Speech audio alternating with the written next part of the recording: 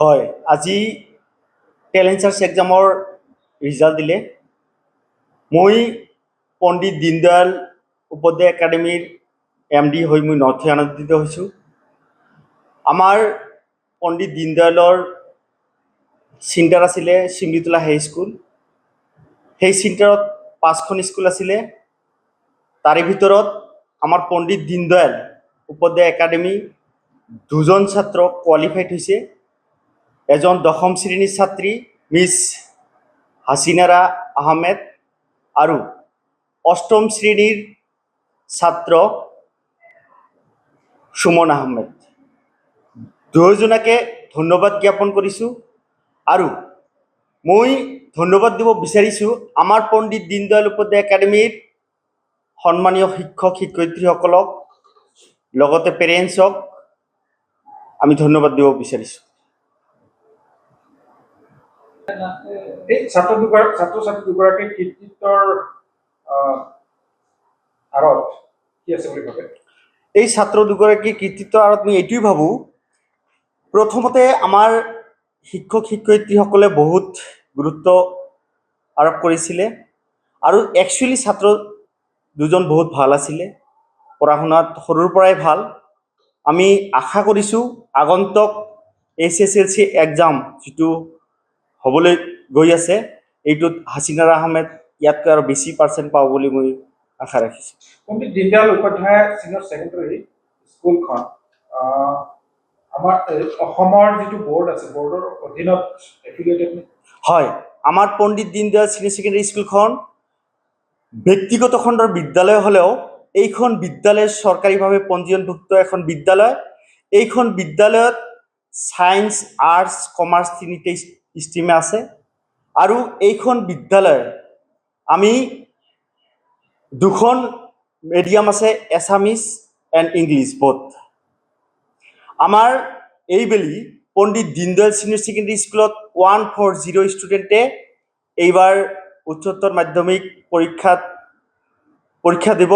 আৰু SSLC high school শিক্ষান্ত পৰীক্ষাত 36জন ষ্টুডেণ্টে এইবাৰ পৰীক্ষা দিব।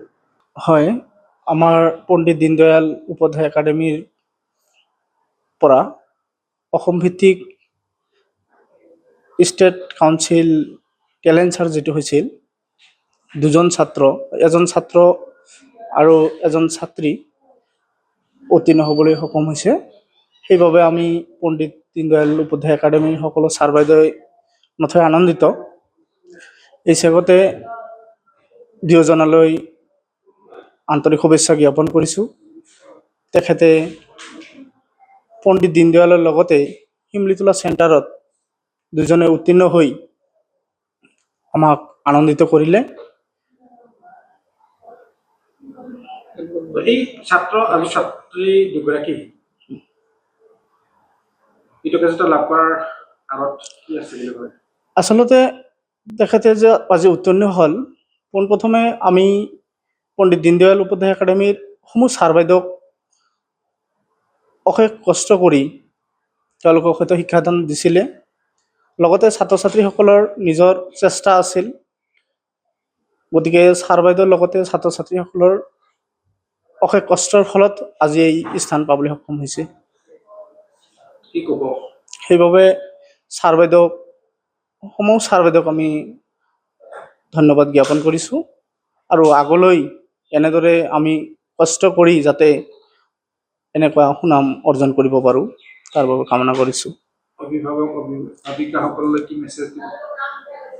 আচলতে দুয়োগৰাকী ছাত্ৰ ছাত্ৰীৰে অভিভাৱিকাসকল বহুত এক্টিভ আছিল। দুয়োগৰাকী এজন যিসকল ল'ৰা ছোৱালীৰ পেৰেণ্টছ আছে, হয়, মানে কি ক'ব? সমূহ আমাৰ যিসকল ছাত্ৰ ছাত্ৰী আছে, সকলো ছাত্ৰ ছাত্ৰীৰ অভিভাৱক কম যে নিজৰ ল'ৰা ছোৱালীৰ মানে খবৰ ৰাখিব লাগিব। নিজৰ ল'ৰা ছোৱালীয়ে ঘৰত কেনেদৰে পঢ়া শুনা কৰিছে অন্ততঃ তেওঁলোকে খবৰ ৰাখক। আৰু আমাৰ পণ্ডিত দীনদয়ালত যে আহে, ক্লাছ পাতি হয়নে নাই সেইটোও খবৰ ৰাখিব লাগিব।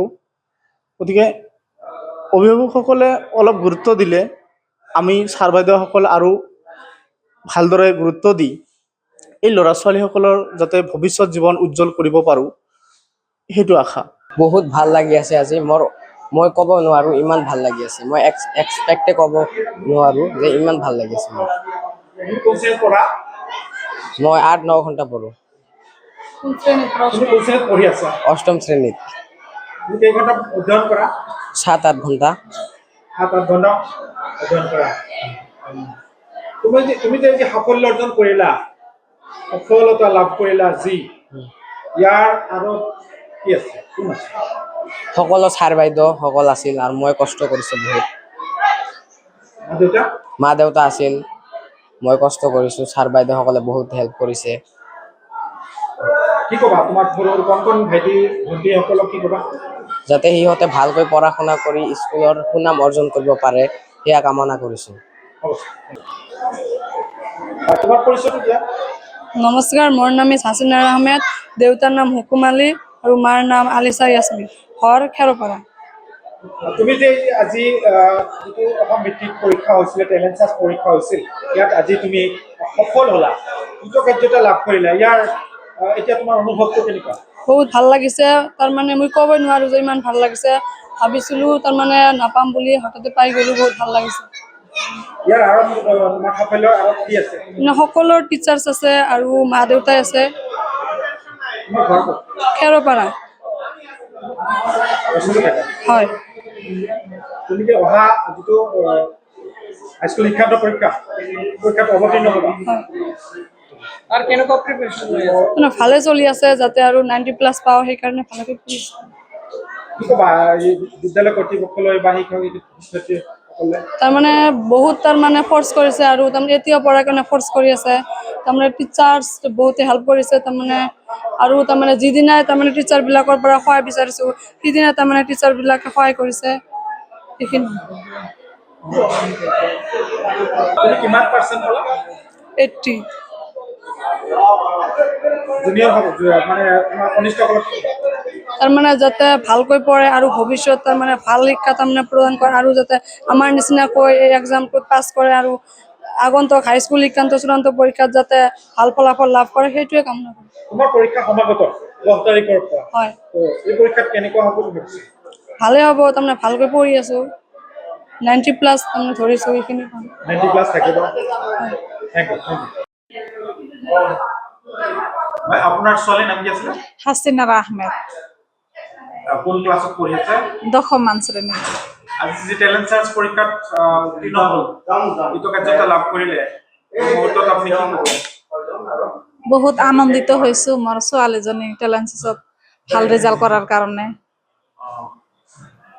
ছোৱালীজনীৰ দেউতাই কি কৰে? ঘৰৰে কাম কৰে, হাজিৰা কামো কৰে। এই ভাই ভনী আছে? এটা ল'ৰা এটা ছোৱালী, ছোৱালীজনীয়ে ডাঙৰ, ল'ৰাটো কি কৰিছে? ল'ৰাটো মাদ্ৰাছা পঢ়ে। ঘৰতে হাজিৰা কৰি দেউতা হাজিৰা কৰে? এতিয়া কি ক'ব স্কুল কৰ্তৃপক্ষলৈ কি জনাব? বহুত ধন্যবাদ জনালো, যাতে 2026 চনত ছোৱালীজনী মেট্ৰিক পৰীক্ষাত ভাল ফলাফল কৰিব পাৰে, শিক্ষকসকলৰ পৰা আশীৰ্বাদ বিচাৰিছো।